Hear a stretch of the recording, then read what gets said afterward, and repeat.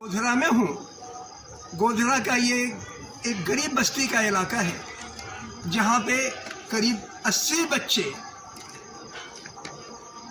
पढ़ते हैं, छठी क्लास से लेके 10वीं क्लास तक के, और 14 साल से इमरान पढ़ा रहे हैं। डॉक्टर सुजात वली इस मुहिम को सपोर्ट कर रहे हैं और ये इतनी आत्मा से पढ़ाते हैं कि ये सारे के सारे बच्चे चाहते हैं कि हम भी इन जैसे मास्टर बने।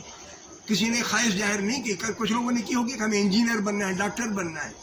कई लोगों ने ये कहा कि हमें इमरान जैसा टीचर बनना है। इससे बड़ा कॉम्प्लीमेंट किसी के लिए क्या हो सकता है। इमरान, आप जरा ये बताइए कि हफ्ते में कितने दिन आप क्लास चलाते हो? हफ्ते में 7 से 7 दिन चलाता हूँ। 7 के 7 दिन चलाता हूँ। और तुम्हारा परिवार कहाँ? इन बच्चों को तुम 14 साल से पढ़ा रहे हो, इनके अंदर कभी नंबर कम आ जाते हैं तो बच्चों में हीनता की भावना पैदा होती है। जिनके नंबर अच्छे आ जाते हैं उनमें घमंड हो जाता है। तुम्हारे बच्चों में भी ऐसा होता है क्या? नहीं, ऐसा तो हमारे बच्चों में नहीं हुआ है, लेकिन फिर से ट्राई करता है कि इससे भी अच्छे मार्क्स मिले। बच्चे भी जो बड़े बच्चे जो मार्क्स लाते हैं, अच्छे मार्क्स लाते हैं, उसमें खुशी भी जाहिर होती है।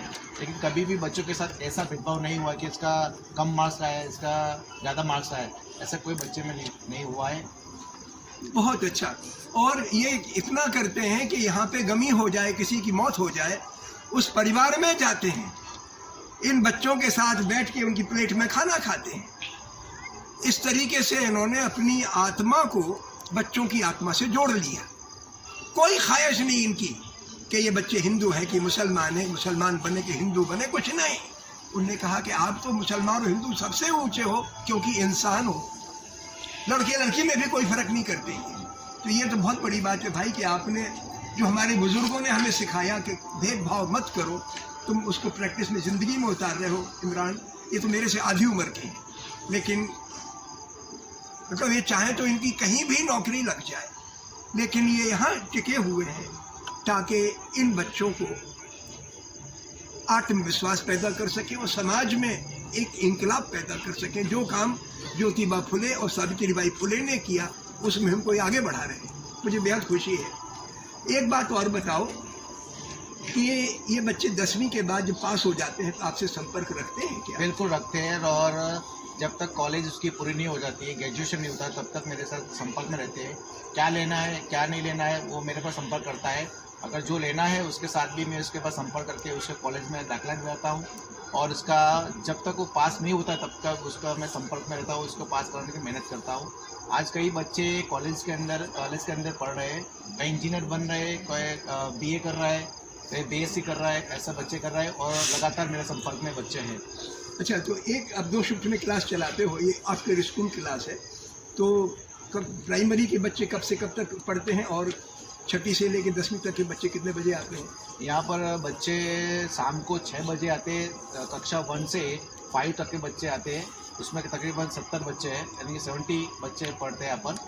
और उसके बाद जो आता है 7:15 बजे से स्टार्ट होता है, 6 से 10 तक की कक्षा के बच्चे हैं, वो 8:30 बजे तक पढ़ाई करता है, यानी तकरीबन 3 घंटे बच्चे सभी मिलकर पढ़ते हैं। लाजवाब भाई, लाजवाब। आप हिंदुस्तान की जड़ों में पानी सींच रहे हो और इंसान को मजबूत कर रहे हो। लाजवाब। मैं बच्चों से बात कर लूँ? सोलंकी भाविका।